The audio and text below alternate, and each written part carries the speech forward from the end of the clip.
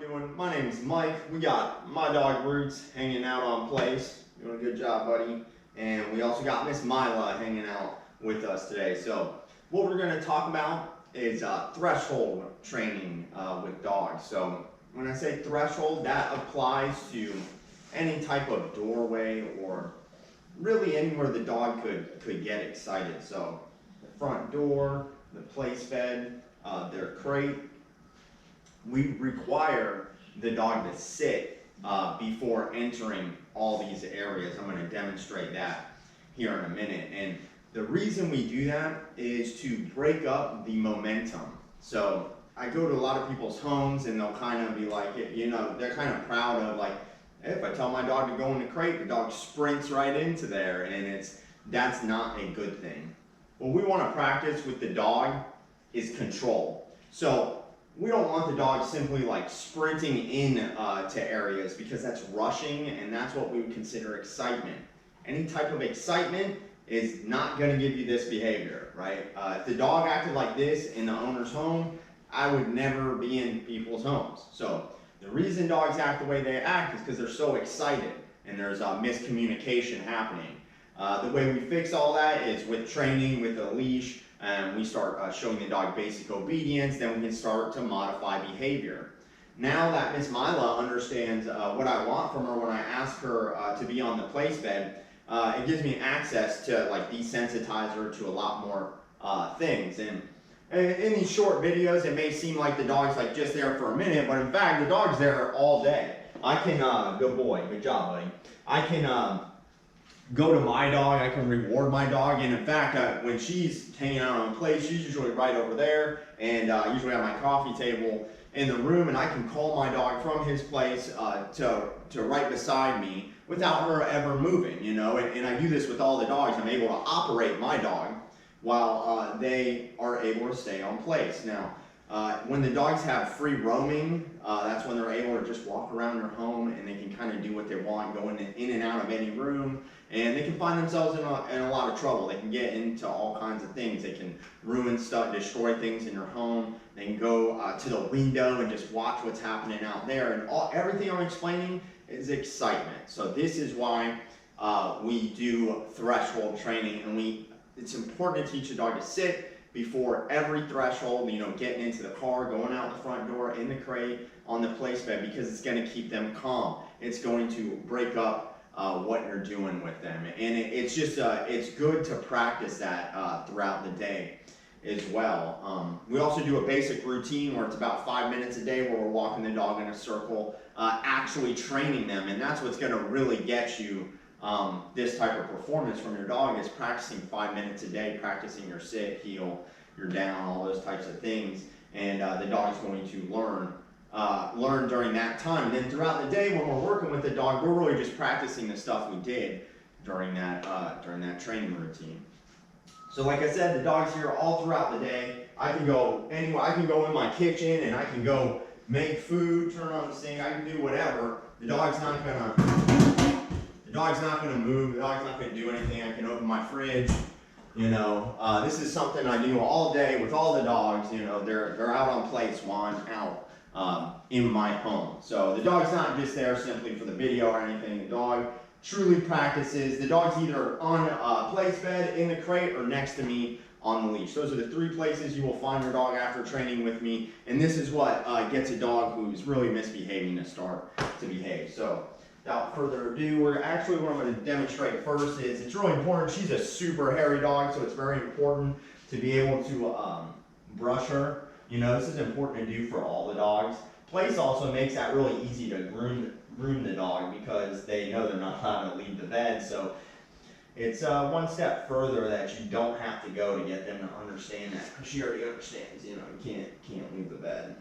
Good girl. She's just has so much fur. It's just so important to do this for the dogs every day. You can even cut their hair. You can take like a guard and cut their hair down a little shorter if it's real long. Good girl. So yeah, that's something we like to do with them on place, because place makes it real easy to do that kind of stuff. So I'm going to go ahead and show you what it's like to get the dog on and off of place. Okay, heel. Hey, so she can't do it like that. Place.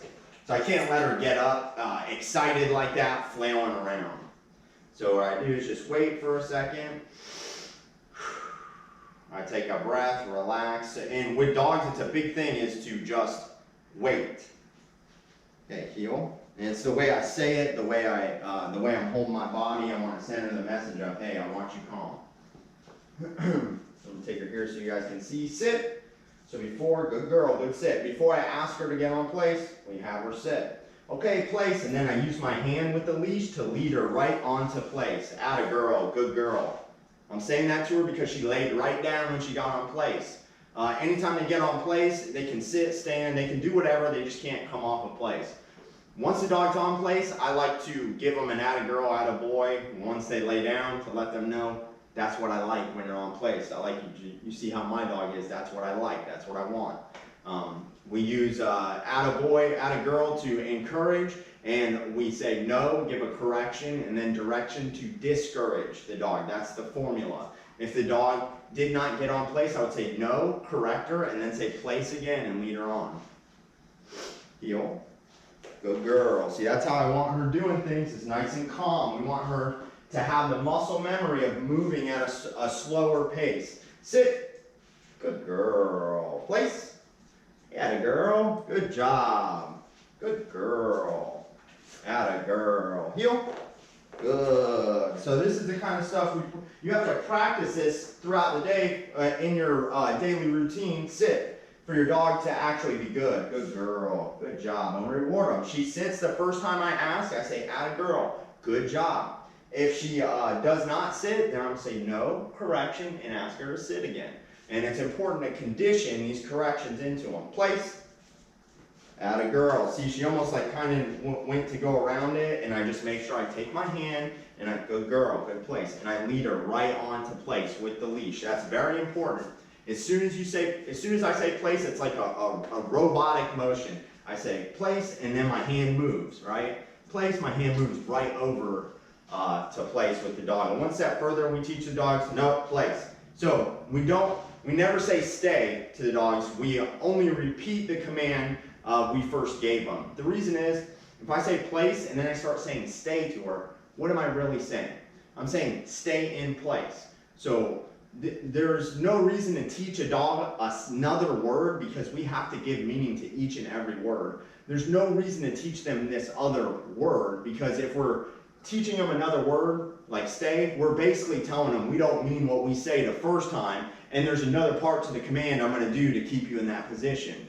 When in reality, as a dog trainer, I believe, I tell the dog place, and then if she goes to move, I'll say no, place. And I'll just remind her, place. She looks excited, I'll remind her, place, so she knows what to do. Sometimes they forget, they get excited, so you want to remind them, place. You don't have to, if you say the word stay, again, what are you really saying to the dog? You're asking them to stay in place. If you say sit and then you say stay, what are you asking a dog? You're asking them to stay in place. So we make it simple for the dog, so we don't confuse them, and we stick to these words that we've given meaning. So, and what I was going to go ahead and do and show you guys, sometimes the dogs get sensitive to the leash. They learn to follow the leash so she feels a tug and she wants to come. Place, good. So see, I'm pulling the leash a little bit. Place, good girl. Place, no, place, good girl. Place, place, no, no.